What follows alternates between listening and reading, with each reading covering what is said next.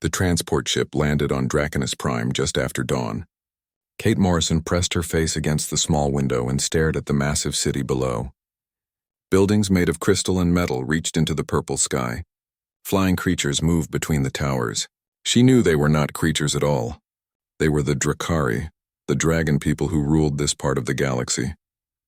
Kate was 23 years old and had never left her home planet before. New Terra was a farming world where humans grew food for the Empire. Life there was hard. Her family struggled to make enough money to survive. When the job posting came for workers needed on the capital world, Kate applied immediately. The pay was 10 times what she made at home. She could send money back to her parents and younger brothers. The ship doors opened and Kate followed the other humans out. There were 50 of them, all looking nervous and excited. A tall Drakari stood waiting for them. His scales were dark blue and gleamed in the morning light. He looked down at the humans with cold yellow eyes. "You will work in the Imperial Palace," he said. His voice was deep and rough. "You will clean, carry things, and serve food. You will not speak unless spoken to. You will not look directly at any member of the royal family. If you break these rules, you will be sent home or worse." Kate felt her stomach twist with fear. She had heard stories about the Drakari. They were 12 feet tall and could breathe fire. They had conquered dozens of worlds. They saw humans as weak and primitive. But the money was good, and her family needed her. The humans were taken to the palace. Kate had never seen anything so big. The walls were white stone that seemed to glow. Gardens filled with strange plants surrounded the building. Guards stood at every entrance, each one carrying weapons that could kill with a single shot. Kate was assigned to the Eastern Wing. Her job was simple. She would mop floors, dust furniture, and empty trash. She would work from sunset to sunrise when most of the palace was quiet. The Drakari preferred human servants to work at night so they would not have to see them during the day. The first week passed slowly. Kate learned the layout of the Eastern Wing. She learned which rooms to clean and which doors to never open. She met other human workers. Most of them had been there for years. They all said the same thing. Keep your head down, do your work, and stay invisible. Kate did exactly that. She cleaned in silence. She avoided the Drakari who walked past her. She pretended to be part of the furniture. It was lonely work, but she thought about her family and the money she was sending home. On her 10th night, everything changed. Kate was cleaning the hallway near the royal quarters. It was past midnight and she thought everyone was asleep. She pushed her mop bucket along the floor, the wheels squeaking softly. Then she heard footsteps. Kate quickly moved to the side of the hallway and looked down at the floor. She held her breath. The footsteps came closer. They were heavy, the kind of sound a Drakari made, but there was something else. A softer sound like fabric dragging. Kate could not help herself. She looked up just a little. What she saw made her freeze. It was the Dragon King himself.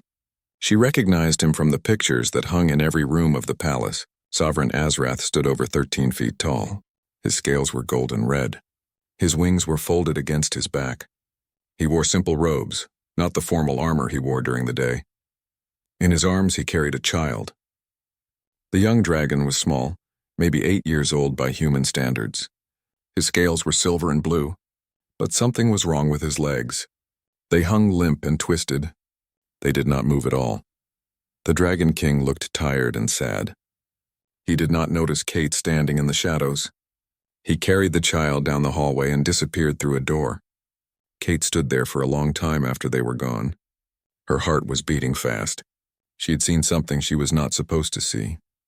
The next day, Kate asked one of the older human workers about it. The woman's name was Lisa, and she had worked at the palace for 5 years. They sat together in the servants' dining hall eating bland food from metal trays. "Did you ever see the Dragon King's son?" Kate asked quietly. Lisa's face went pale. She looked around to make sure no one was listening. "You saw the prince?" she whispered. Kate nodded. "Last night. The king was carrying him. His legs looked wrong." Lisa leaned closer. "Prince Jaren," she said. "He's been like that since he was born. His legs don't work. He can't walk or stand. It's a huge secret. The Drakari think weakness is shameful. Having a disabled heir to the throne is the worst possible thing for them. Can't their doctors help him?" Kate asked. Lisa shook her head. "They've tried everything. The best medical technology in the galaxy and nothing works. The prince is hidden away. Most Drakari don't even know he exists. The king has been looking for a cure for 8 years. Kate thought about what she had seen, the way the king had held his son so carefully, the sadness in his posture. For all their power and pride, the Drakari could not fix this one problem. Their advanced science had failed them. "That's so sad," Kate said. "He's just a child." Lisa gave her a warning look. "Don't get involved, Kate. Don't even think about it. That boy is untouchable, literally. Only the king and a few trusted servants are allowed near him. If you tried to help, they would kill you for touching royalty." Kate nodded and went back to her food, but she could not stop thinking about it. That night, as she cleaned the same hallway, she wondered if the king would carry his son past again. He did not, but Kate found herself looking for them anyway. 3 nights later, Kate finished her work early. She decided to take a shortcut back to the servants' quarters through the palace gardens. The gardens were beautiful at night. Strange flowers glowed in the darkness. Water fountains made peaceful sounds. Kate walked slowly, enjoying the quiet. She was passing by a large pool when she heard something. A splash, then a cry. It was high-pitched and full of fear. Kate ran toward the sound without thinking. What she saw made her blood run cold. A small dragon was in the pool, struggling to keep his head above water. His silver and blue scales flashed in the moonlight. His arms thrashed, but his legs did not move at all. He was sinking. Kate recognized him immediately. It was Prince Jaren. Kate did not think. She just moved. She dropped her cleaning supplies and ran to the edge of the pool. Prince Jaren was going under, his mouth open in a silent scream. His arms reached for the edge, but he was too far away. His useless legs pulled him down like anchors. Kate jumped into the water. It was cold and deeper than she expected. She swam hard toward the drowning prince. When she reached him, she grabbed him around the chest and pulled his head above water. He gasped and coughed, his clawed hands gripping her arms tight enough to hurt. "I've got you," Kate said. "You're safe now." The prince was heavy. Much heavier than a human child his size would be. His bones were dense and his scales added extra weight. Kate guessed he weighed at least 200 pounds. She kicked her legs hard and pulled him toward the edge. Her muscles screamed with effort. Her lungs burned, but she did not let go. It took forever to reach the side of the pool. Kate's fingers finally touched the stone edge. She pushed the prince up onto the ground and then pulled herself out after him. They both lay there, breathing hard and dripping water. Kate's whole body shook from the effort. Prince Jaren coughed up water. His silver blue scales looked dark when wet. He turned his head to look at Kate. His eyes were large and golden, just like his father's. He stared at her with surprise and confusion. "You saved me," he said. His voice was soft and young. "You're a human." Before Kate could answer, she heard shouting. Running feet pounded on the stone paths. Guards appeared from every direction, their weapons raised. Behind them came a larger figure. The Dragon King himself ran into the garden, his wings spread wide and his face full of panic. King Azrath saw his son on the ground, soaking wet, with a human servant beside him. His panic turned to fury. He roared, and the sound was so loud that Kate felt it in her chest. Flames flickered at the edges of his mouth. The guards surrounded Kate. They pulled her to her feet and forced her to her knees. One of them put a blade against her neck. Kate could feel how sharp it was. She was going to die. She had touched the prince. She had broken the most important rule. "Father, no." Prince Jaren's voice cut through the chaos. "She saved me. I was drowning. She pulled me out." The Dragon King looked at his son, then at Kate, then back at his son. He stepped closer, his massive form blocking out the moonlight. Kate kept her eyes down. Her heart beat so fast she thought it might explode. "What happened?" the king asked. His voice was quieter now, but still dangerous. Prince Jaren told the story quickly. He had been sitting on his floating platform, a special device that let him move around the pool. His caretakers had left him alone for just a moment. They thought he was safe, but the platform had tipped over. He fell into the water. His legs would not work. He could not swim. He was drowning until Kate jumped in. Where were his caretakers? The king demanded. One of the guards pointed to 2 Drakari servants who stood nearby. They looked terrified. "They had stepped away for less than a minute, Your Majesty. They were bringing the prince's evening medication." The Dragon King's anger seemed to shift away from Kate and toward the caretakers, but the guard still held his blade at her neck. Kate stayed very still. She could feel a trickle of blood where the sharp edge pressed into her skin. "You touched my son," the king said, looking down at Kate. "You know the punishment for that." "Yes," Kate whispered. "I know. Then why did you do it?" Kate finally looked up at him. She met his golden eyes. Fear filled her, but she spoke anyway. "Because he needed help and I could give it." The king stared at her. The whole garden went silent. Even the fountains seemed to stop flowing. Kate saw something change in his expression. The fury faded, replaced by confusion and something else. "Curiosity, maybe?" "You risked your life for him," the king said slowly. "You knew you would die for touching royalty. You did it anyway." "He was drowning," Kate said simply. "He's just a child. I couldn't let him die." Prince Jaren spoke again. "Father, please." "She saved my life. Don't kill her." The Dragon King looked at his son for a long moment. Then he waved his hand. The guard stepped back. The blade left Kate's neck. She could breathe again. "What is your name, human?" the king asked. "Kate Morrison, your majesty." "Kate Morrison," he repeated, as if testing how the name sounded. "You are from Earth?" "New Terra, your majesty." "I've been working here for 2 weeks." The king nodded slowly. He turned to his guards. "Take the caretakers to the detention cells. They will be dealt with later. As for you," he looked back at Kate, "you will come to my private chambers tomorrow at sunset. I wish to speak with you." Kate bowed her head. "Yes, your majesty." The guards picked up Prince Jaren carefully. They carried him away from the pool, his wet form limp in their arms. The Dragon King watched them go, his face tight with worry. Then he looked at Kate one more time before following his son. Kate was left alone in the garden. She sat there shaking, not from the cold but from what had just happened. Lisa appeared from somewhere and wrapped a blanket around her shoulders. "Are you insane?" Lisa hissed. "You touched the prince. You're lucky you still have your head." "I couldn't let him drown," Kate said. "The Drakari don't think like us," Lisa said. "They would rather let him die than have a human save him. It's about pride. About hierarchy. You broke every rule." "I know," Kate said. "But he's alive. That's what matters." Lisa helped her back to the servant quarters. Other humans stared at Kate as she passed. Word had already spread about what happened. Some looked at her with respect. Others looked at her with pity, as if she was already dead. Kate changed into dry clothes and lay on her narrow bed. She could not sleep. She kept seeing Prince Jaren's face as he went under the water. She kept feeling his weight as she pulled him to safety. She kept hearing the Dragon King's voice asking her why she did it. Because he needed help and I could give it. That was the truth. Kate had never thought about it that way before. But now she realized something important. Humans helped each other. When someone was in trouble, you did not think about rules or hierarchy or what you would get in return. You just helped. That was what made humans different. The Drakari were strong and powerful and had amazing technology.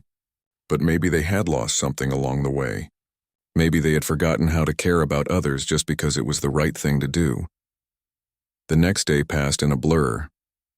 Kate tried to work, but everyone kept stopping her to ask questions. What was the prince like? What did the king say? Was she afraid? Kate answered as best she could, but her mind was on the evening meeting. When sunset came, a royal guard appeared at the servant quarters. He led Kate through the palace to a part she had never seen before.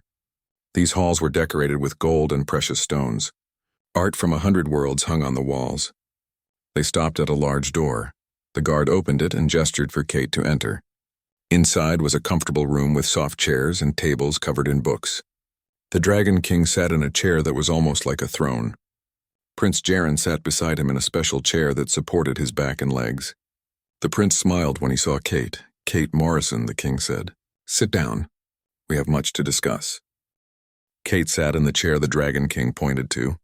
It was too big for her. Her feet barely touched the floor. Prince Jaren watched her with bright, curious eyes. The king leaned forward, his massive form still somehow graceful. "My son wants you to be his caretaker," the Dragon King said. "He has asked me to give you this position." "This is unusual. We do not normally allow humans such responsibility." Kate glanced at the prince. He nodded at her, encouraging. She looked back at the king. "Why me, your majesty?" "Because you did not hesitate," the king said. "Every Drakari who serves my son treats him like broken glass. They are afraid to touch him, afraid of his condition. They see his weakness and it disgusts them, though they would never say so. But you saw a child in danger. Nothing else mattered. The king stood and walked to the window. His wings rustled slightly. I have spent 8 years searching for a cure. The best doctors in the empire have examined him. We have tried genetic therapy, nanosurgery, nerve reconstruction. Nothing works. His legs simply will not respond. The medical community says it is impossible to fix. What do the doctors say is wrong? Kate asked carefully. The king turned to look at her. The connection between his brain and his legs is damaged. It has been since birth. The signals do not reach the muscles. In Drakari, this has never been fixed. It is considered a permanent condition. Kate thought about this. She remembered learning about similar problems in humans.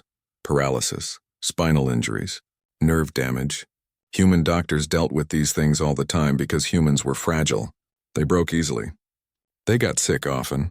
Human medicine had developed ways to work around problems that could not be cured. Your Majesty, Kate said slowly, may I ask some questions about the prince's condition? The king nodded. Speak. Can he feel his legs at all? Prince Jaren answered before his father could. Yes, I can feel when someone touches them. I can feel hot and cold, but I cannot make them move. Can you feel your muscles? Like, can you tell where your legs are without looking at them? The prince thought about this. Sometimes. A little bit. Kate felt a flutter of hope in her chest. Your Majesty, I do not think the Drakari doctors are wrong, but I think they are trying to solve this the wrong way.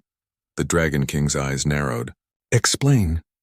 They are trying to fix what is broken, Kate said. That makes sense. But what if the problem cannot be fixed? What if instead we teach the prince's body to work differently, to find new paths? You speak nonsense, the king said, but he did not sound angry. He sounded interested. Kate took a breath. On Earth, humans get hurt all the time. We break bones. We damage nerves. We lose the ability to walk. But we have something called physical therapy. We exercise the body. We train the muscles. We teach the brain new ways to control movement. It does not always work, but sometimes it does. The king looked at his son. Have you heard of this? Prince Jaren shook his head. No, father. Our doctors never mentioned it. Because Drakari do not need it, Kate said. You are strong. You heal fast. You do not break easily, so you never developed this kind of medicine. But humans did. We had to. The king was quiet for a long time.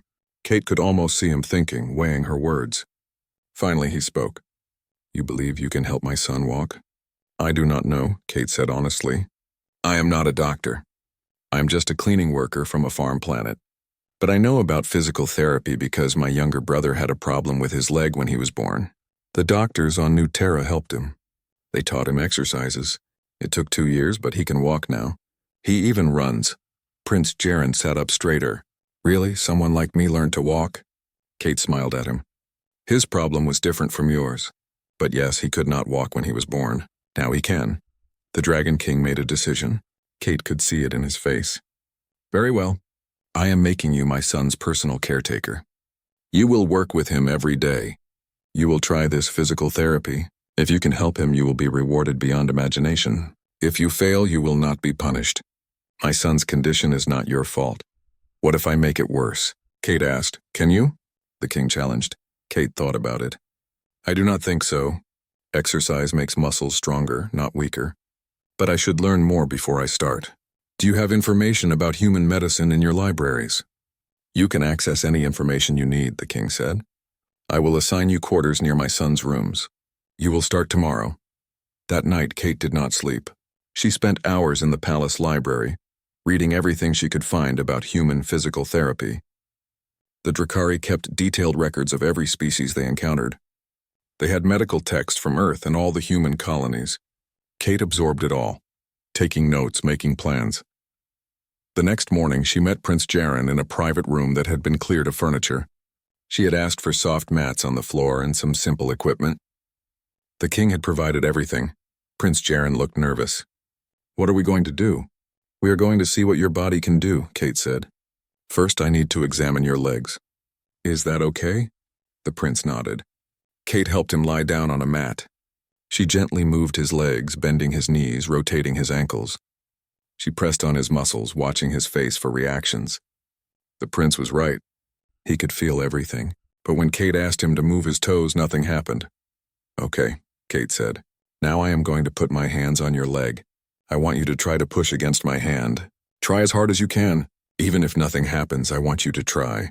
She placed her hand on the bottom of his foot. "Push!" Prince Jaren's face scrunched up with concentration. His muscles tensed. Kate felt the smallest flicker of movement. Just a tiny push. It was so small that she almost missed it. "Did you feel that?"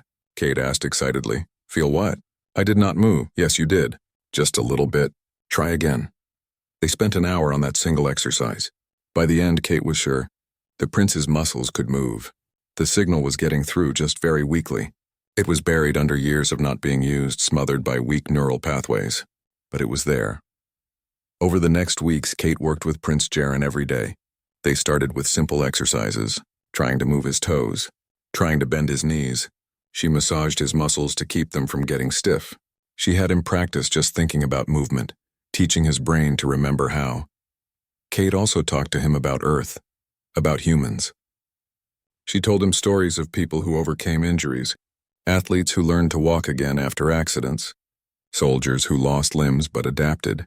She wanted him to understand that weakness was not shameful. It was just a challenge to overcome. "Humans are weak," Kate explained one day as she helped him stretch. "We cannot breathe fire. We do not have scales or claws. We die if we get too hot or too cold. Any Drakari could kill a human with one hit. But we survived anyway." "Do you know how?" Prince Jaren shook his head. "We got tough in different ways," Kate said. "We learned to keep trying even when things were hard. We helped each other. We figured out solutions to problems. We never gave up." The prince looked thoughtful. "Drakari believed the strong should rule. The weak should serve or be hidden away." "That works fine when everything goes well," Kate said. "But what happens when something bad occurs? What happens when someone gets hurt? Do you just give up on them?" "I never thought about it that way," the prince admitted. After 6 weeks, something amazing happened. Kate was doing the usual exercises when Prince Jaren suddenly shouted. His toe had moved. Not just a little twitch. It had actually curled. Both of them stared at his foot in shock. "Do it again," Kate whispered. The prince concentrated. His face turned red with effort. His toe moved again. Then another toe. Kate felt tears in her eyes. It was working. It was actually working. Prince Jaren started crying. "I did it." "Kate, I moved my foot." "You did," Kate said, laughing and crying at the same time. "You did it." News spread quickly through the palace. The prince could move his toes. It seemed like such a small thing. But for Prince Jaren, it was everything. It meant hope. It meant possibility. The Dragon King came to watch the exercises. He stood silently as Kate guided his son through the movements. When Prince Jaren successfully bent his knee even slightly, Kate saw something she never expected to see. The mighty Dragon King had tears running down his scaled face. 3 months after Kate began working with Prince Jaren, he took his first step. It was shaky and he had to hold on to Kate for support. But his foot moved forward. Then his other foot. He stood on his own legs for the first time in his life. The prince cried. Kate cried. Even the guards who watched from the doorway seemed moved. Word of this miracle spread through the capital city like fire. The human servant had done what the greatest Drakari doctors could not do. She had made the crippled prince walk, but not everyone was happy about this. High Commander Vex was one of the oldest and most powerful nobles in the Empire. He led the traditionalist faction, Drakari who believed the old ways were best. To him, Kate's success was an insult to everything the Empire stood for. Vex called a meeting of his followers in his private estate. 20 high-ranking Drakari gathered in his hall. They were generals, senators, wealthy merchants. All of them believed Drakari superiority was natural law. "This human makes fools of us," Vex said, his voice hard. "Our doctors, our technology, our science, all useless. A primitive cleaning girl succeeds where we failed. What does this say about us?" "It says nothing," one of the senators argued. "The human got lucky. She tried some simple exercises and they happened to work. Then why did our doctors not try them?" Vex demanded. "No, this is worse than luck. This human proves that we are not as superior as we claim. If humans can heal what we cannot, what else can they do? How long before they demand equality? How long before they want to rule themselves?" The gathered Drakari shifted uncomfortably. Vex was saying what many of them thought but did not dare speak aloud. The worst part, Vex continued, is that Prince Jaren now sees this human as his savior. When he becomes king, he will give humans privileges. He will change our laws. The natural order will be destroyed. What do you propose? A general asked. Vex smiled coldly.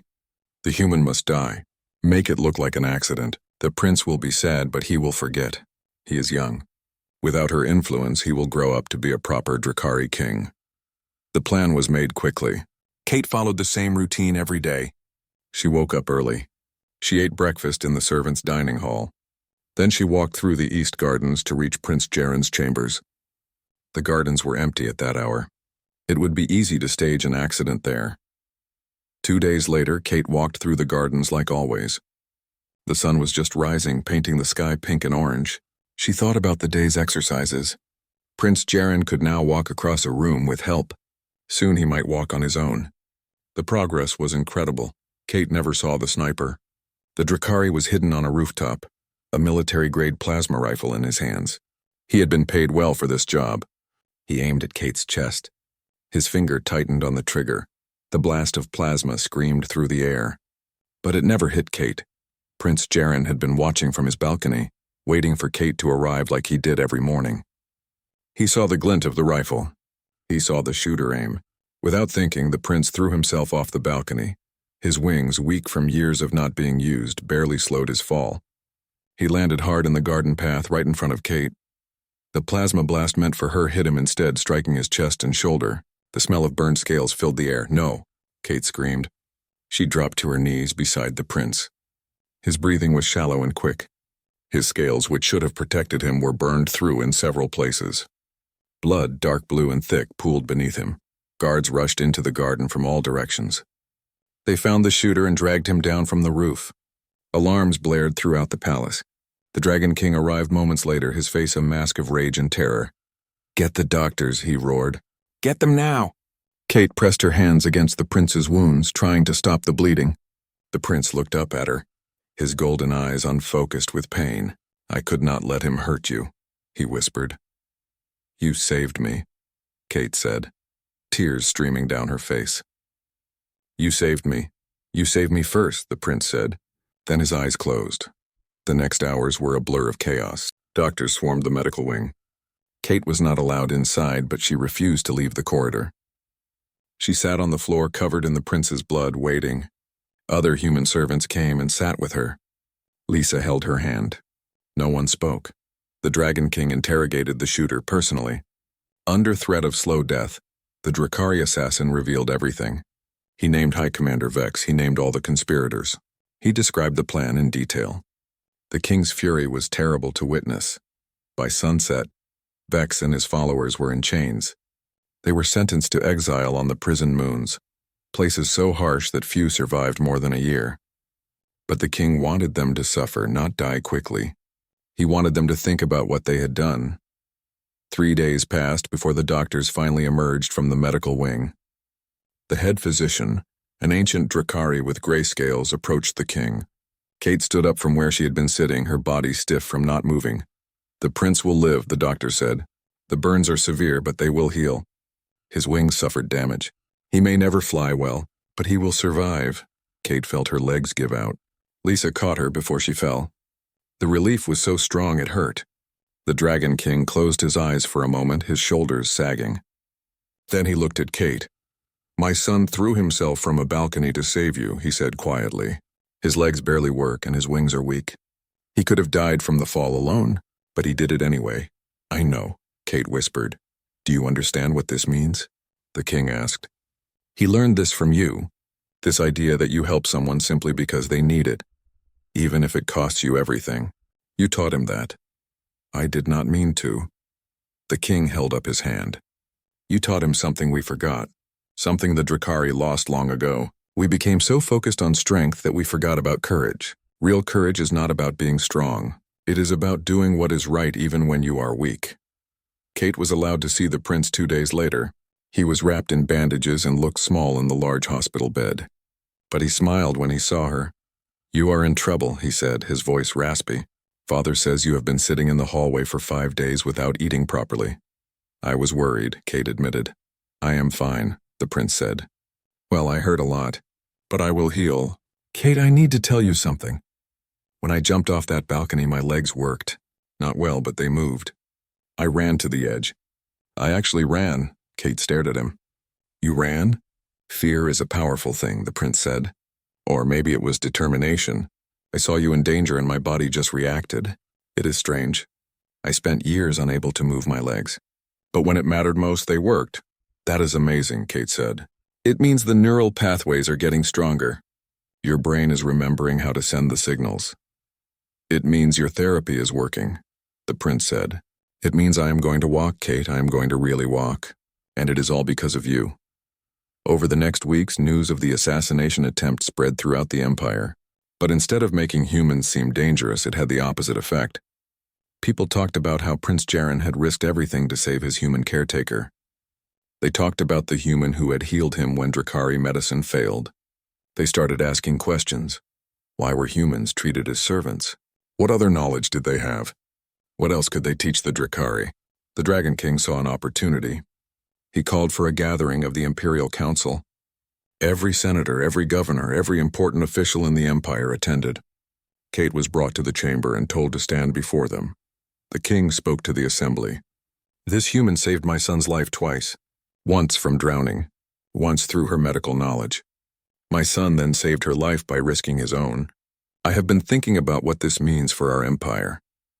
The council chamber was silent. Everyone waited to hear what the Dragon King would say next. We have treated humans as lesser beings, the king continued. We have assumed that because they are physically weak, they have nothing to offer. We were wrong. Humans have survived on a dangerous planet through intelligence, determination, and cooperation. They have developed knowledge in areas we never considered important. I propose we change how we treat humans in this empire. Some of the council members looked shocked. Others looked interested. The king went on. I want to create an exchange program. Let humans teach us what they know. Let them work beside us as equals in fields where they have expertise. Medical care, psychological support, social services, education. These are areas where humans excel. One of the senators stood up. Your Majesty, with respect, this is radical. You are suggesting we put humans in positions of authority. I am suggesting we use the resources we have, the king said. Kate Morrison was a cleaning servant, a nobody, and yet she achieved what our best doctors could not. How many other humans do we have who are wasting their potential? How much knowledge are we ignoring because we are too proud to learn from those we consider weak? 5 years passed like a river flowing steadily forward. The changes came slowly at first, then faster and faster until the whole empire was transformed. Kate Morrison stood in front of a mirror, adjusting the formal robes she wore. They were blue and silver, the colors of the Imperial Medical Service. On her chest was a symbol that identified her as the director of the Human Drakari Medical Institute. She still could not believe how much her life had changed. She was no longer a cleaning servant from a farming world. She had become one of the most respected figures in the empire. But more importantly, humans across all 17 star systems now had opportunities they never dreamed of. There was a knock on her door. Come in, Kate called. Prince Jaren entered. He was no longer a small child. At 13 Drakari years, which was similar to a human teenager, he stood 9 feet tall.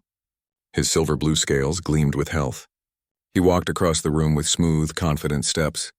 Only someone who knew his history would notice the slight stiffness in his gait, the way he favored his right leg just a little. Are you ready? The prince asked. The ceremony starts soon. I am nervous, Kate admitted. Speaking in front of the whole capital still makes me anxious, the prince smiled. You will do fine. You always do. Besides, this is an important day. The Human Rights Act is being officially signed. You helped make this happen. Kate thought about the long journey to this moment. After the assassination attempt, the Dragon King had pushed for change. But change in a conservative empire did not happen quickly. There were debates, arguments. Some Drakari still believed humans were inferior. But slowly, minds began to change. The turning point had come when Kate opened the first physical therapy clinic for disabled Drakari. There were more than she expected. Drakari with injuries from war, accidents from work, genetic conditions like Prince Jaren's. All of them had been hidden away, considered shameful. Kate and the human therapist she trained gave them hope. A famous Drakari general who lost the use of his legs in battle learned to walk again using human methods. A senator's daughter, born with a spinal defect, stood up for the first time after months of therapy. Each success story chipped away at the belief that humans had nothing to offer. Then came the psychological services. Humans introduced the concept of mental health care to the Empire. Drakari suffered from stress, trauma, and depression just like any species, but they had no framework for dealing with it. They just pushed through, believing that acknowledging mental pain was weakness. Human counselors taught them that taking care of your mind was just as important as taking care of your body. Education changed too. Human teachers showed that learning did not have to be harsh and competitive. They introduced teaching methods based on encouragement and support. Drakari children responded well to these new approaches. Test scores went up. Dropout rates went down. Parents saw their children become happier and more confident. The economic benefits became clear as well. Humans working in healthcare, education, and social services freed up Drakari to focus on other things. Productivity increased. Innovation flourished.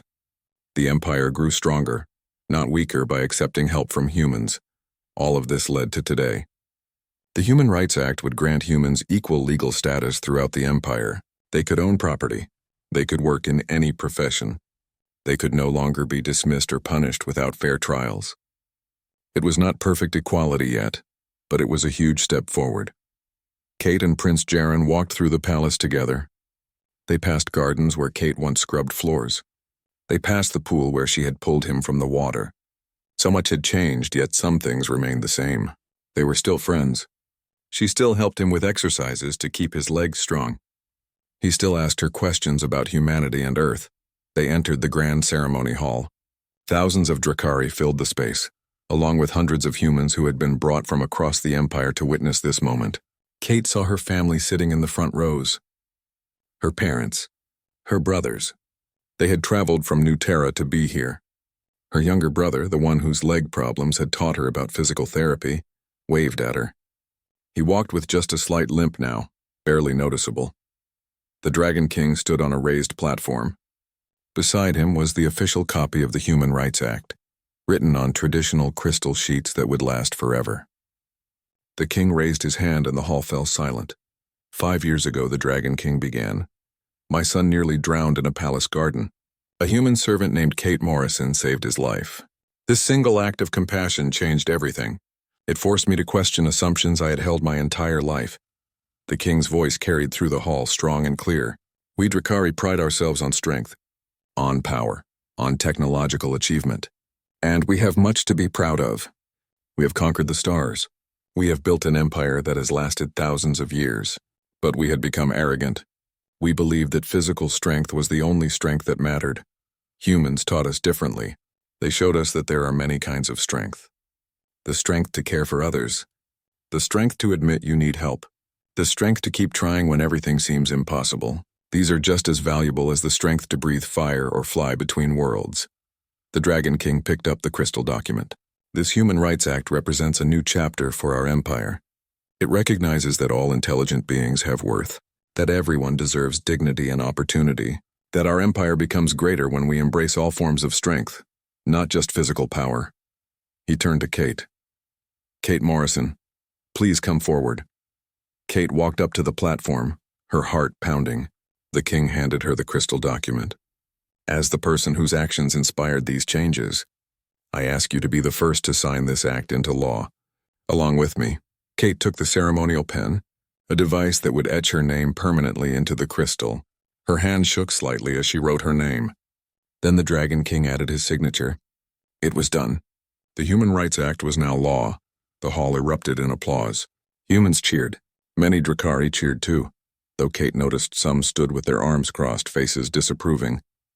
Change was never accepted by everyone, but it was happening anyway. After the ceremony, there was a reception.